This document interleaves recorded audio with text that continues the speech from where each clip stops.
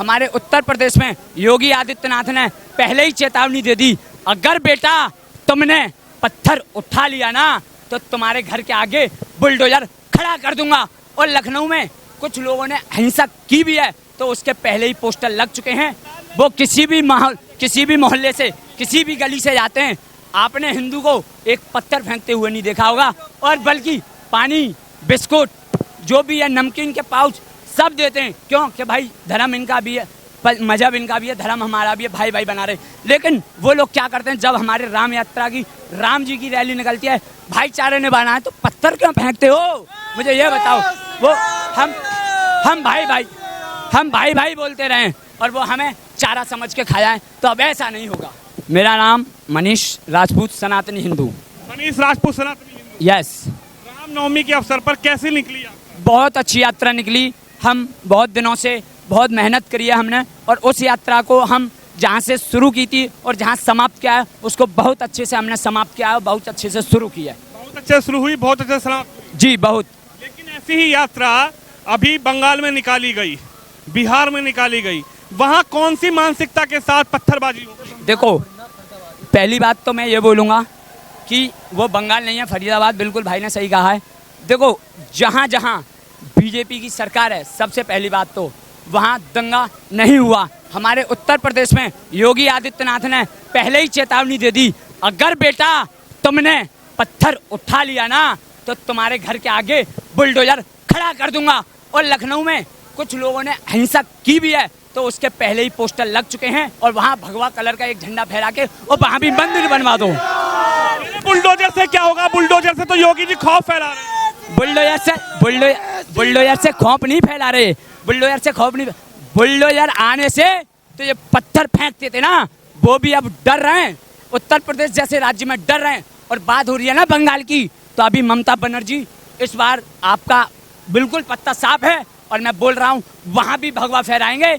और सबसे मेन चीज तो वहाँ कुछ हम जैसे हिंदुओं की गलती है कि उस ममता बनर्जी को उसको जाके बैठा देते हैं। एक बार दे दो सरकार बीजेपी की, तो वहाँ भी भगवा फहराया जाएगा और कोई पत्थर नहीं फेंका जाएगा। ममता बनर्जी कह रही है यात्रा निकालने की परमिशन दी थी, यात्रा निकालने की परमिशन दी थी, लेकिन ये जो राम भक्त थे ये दूसरी मोहल्ले में जा रहे थे, इसलिए पत्थरबाजी हो गई। भाई साहब, ये तो बिल्कुल एक, देखो, हमारा जब लोगों का ताजिया निकलता है, वो किसी भी मोहल्ले से, किसी भी गली से जाते हैं, आपने हिंदू को एक पत्थर फेंकते हुए नहीं देखा होगा।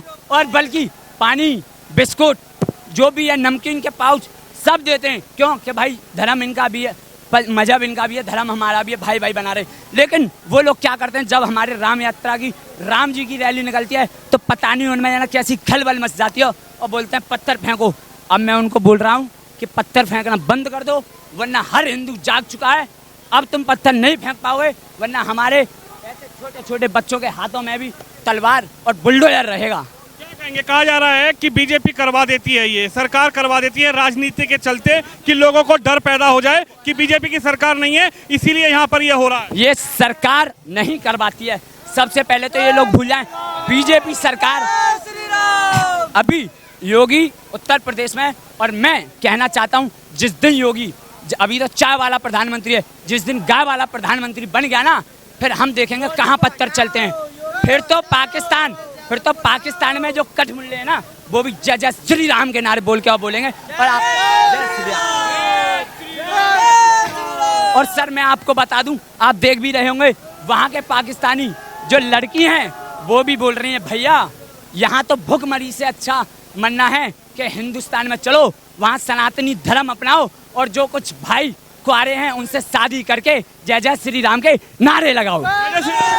बिल्कुल भाईचारा निभाने की बात हो रही है। भाईचारा है, भाईचारा बना रहने दीजिए। जो लोगों को कहा जा रहा है कि मस्जिद के सामने से निकलते हैं तो वहाँ जय श्री राम के नारे लगाते हैं सड़कों पर, तो क्या हो गया? तुम मंदिर के सामने अपने ताजिया निकालो, तुम जो है उलूलूलू जो भी कुछ बोलते हो वो बोलो, हमें कोई तकलीफ नहीं है। तो तुम्हें क्यों तकलीफ होती है? भाईचारे निभाना है तो पत्थर क्यों फेंकते हो? मुझे ये बताओ। वो हम भाई भाई बोलते रहे और वो हमें चारा समझ के खाया है, तो अब ऐसा नहीं होगा। ये बागेश्वर धाम की आपने टी शर्ट क्यों पहनी है? ये मैं इनको बड़ा भाई मानता हूँ, और इनको जब से मैं इनके पास से गया हूँ, मतलब क्या बताऊं मैं आपको, जो चमत्कार मेरे साथ हुआ था वो साक्षात, मैं समझता हूं कि हर युवा को यहाँ जाना चाहिए कि यहाँ जाने के बाद एक तो लोगों में पूजा पाठ का मन लगता है। सबसे मेन चीज, जो कुछ लोग हमारे बिछड़े हुए हैं जो बोलते हैं भगवान नहीं होते, दिव्य शक्तियाँ नहीं होती, जाके तुम देखो बागेश्वर धाम पर, जाके देखो बागेश्वर धाम के पीठाधीश्वर पंडित धीरे कृष्ण महाराज जी से एक बार दिव्य शक्तियाँ होती हैं कि नहीं, चमत्कार होते हैं कि नहीं।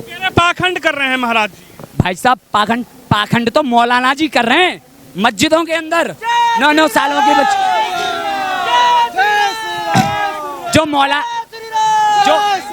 जो मौलाना अगर पाखंड कर दे वो पाखंड नहीं है। और जो सनातन धर्म को एकता की बात कराए, जात पात की करो विदाई, हिंदू हिंदू भाई भाई, उसको पाखंड बता रहे हो। सबसे बड़ी चीज, सबसे बड़ी तो लोगों को, मिशनरियों को और बाहर के कुछ फंडिंगकारों को, इसी पंडित धीरेन्द्र कृष्ण शास्त्री ने अगर जात पात को तोड़ करके हिंदुओं को एक कर दिया तो कहीं भारत देश हिंदू राष्ट्र नहीं होगा। हिंदू राष्ट्र की मांग क्यों की जा रही है, क्या होगा हिंदू राष्ट्र की? हिंदू राष्ट्र मैं बता रहा हूँ, पहली बात, जब वो 30% हो जाते हैं तो हमें इस्लामिक धर्म चाहिए। जहाँ 70% हिंदू हैं, जहाँ 70% हिंदू हैं तो वहाँ क्या हिंदू राष्ट्र की मांग नहीं होगी। और हिंदू राष्ट्र, और मैं आपको बता दूं, हिंदू राष्ट्र तो था और हिंदू राष्ट्र है और हिंदू राष्ट्र रहेगा, बस एक घोषणा करने की देरी है। जब बागेश्वर धाम के मंच से एक पुकार आएगी और हिंदू राष्ट्र घोषित होगा, ये ललकार सबको सुनाई जाएगी और हम हिंदू राष्ट्र में अपने गुरुजी के साथ। हिंदुस्तान तो कहा जा रहा है हिंदू मुस्लिम सिख ईसाई का देश है, तो हिंदू राष्ट्र की मांग करेंगे। हिंदू राष्ट्र की मांग करने वालों से पूछा जा रहा है मुसलमान कहाँ जाएंगे? मुसलमान कहीं नहीं जाएंगे, यहीं जाएंगे बस। नहीं, मुसलमान जो यहाँ रहेगा वो यहाँ रहना चाहता है और जो बोलता है क्या हमें तो पाकिस्तान या बांग्लादेश चाहिए, उसे भी हम भेज देंगे। लेकिन जब हिंदू राष्ट्र बन जाएगा ना तो लव जिहाद रुक जाएगा। उस जो श्रद्धा के टुकड़े किए थे, ऐसा वो बिल्कुल ये रुक जाएगा, फंडिंगें रुक जाएंगी और जो पत्थर फेंकना ये रुक जाएगा। बिहार में भी निकला, बिहार में भी हिंसा हुई, बिहार में भी उपद्रवी जो थे पत्थर मारे गए। बिहार के मुख्यमंत्री कह रहे हैं कि अब ये होने लगा है, पहले तो कभी ऐसा नहीं होता। चक्कर क्या है, मैं आपको बताऊं, तेजस्वी यादव है अनपढ़ आदमी, उसने तो हमारे मनीष भैया को जो पत्रकार एक सच्चाई दिखाता था सनातन धर्म की और बिहार बदलने की बात करता था, उसको भी जो है जेल में डाल देता है।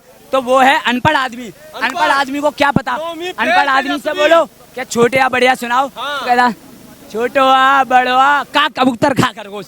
जब उन्हें छोटे या बढ़िया ही नहीं आते तो वो देश क्या चलाएंगे। और जिस दिन मनीष कश्यप बाहर आ गया और 180 प्रधानमंत्री भी डिग्री नहीं दिखा रहे हैं, कांग्रेस पूरी कह रही है डिग्री दिखाओ, प्रधानमंत्री पढ़े लिखे नहीं है। केजरीवाल कह रहे हैं नरेंद्र मोदी की डिग्री। वाह, बहुत अच्छे, ताली बजाओ, बहुत अच्छा। प्रेस सर ने पूछा, पहली बात, अगर उनके पास डिग्री नहीं है, हम तो कह रहे हैं वो अनपढ़ होके भी कम से कम डिग्री वालों को फेल तो कर रहे हैं, विश्व का लीडर बने बैठे हैं और विदेशों में जय श्री राम के नारे लग रहे हैं।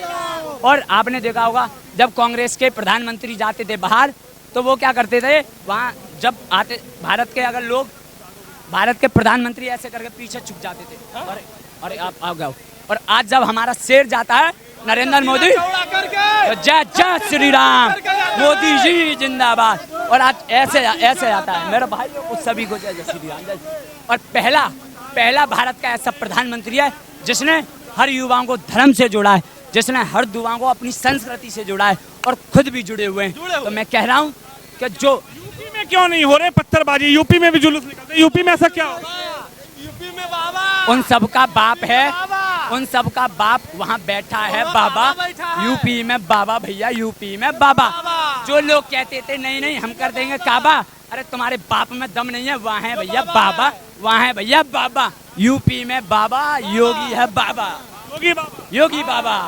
कह रहे हैं 24 में प्रधानमंत्री योगी को बना। बहुत अच्छी बात है, अगर बना देंगे तो ये जो बाहर की फंडिंग है, देखो अगर बना देंगे तो सबसे पहली बात तो ये जो पत्थर फेंक रहे हैं ना, ये बिल्कुल ही चले जाएंगे, बिल्कुल ही। और हम चाहते हैं कि हाँ 2024 में मोदी जी से गुजारिश करते हैं कि योगी को भी बैठा प्रधानमंत्री का, योगी को प्रधानमंत्री बिल्कुल बनाया जाए। हर हर योगी घर घर योगी, हर हर योगी एक ही नारा, एक ही नाम, मोदी योगी जय श्री राम। तस्वीर देख सकते हैं आप, आज जिस तरीके से शोभा यात्रा निकाली गई है, उस शोभा यात्रा को पूरी सुरक्षा के साथ सकुशल अपनी मंजिल पर पहुंचाया गया। और जनता जनार्दन की क्या राय है इस पर, वो राय आपने सुनी। आप इस खबर पे, इस वीडियो पर अपनी राय रखिए, इस वीडियो को शेयर करिए। कैमरामैन शिवम यादव के साथ विनोद शर्मा, हरियाणा, फरीदाबाद से।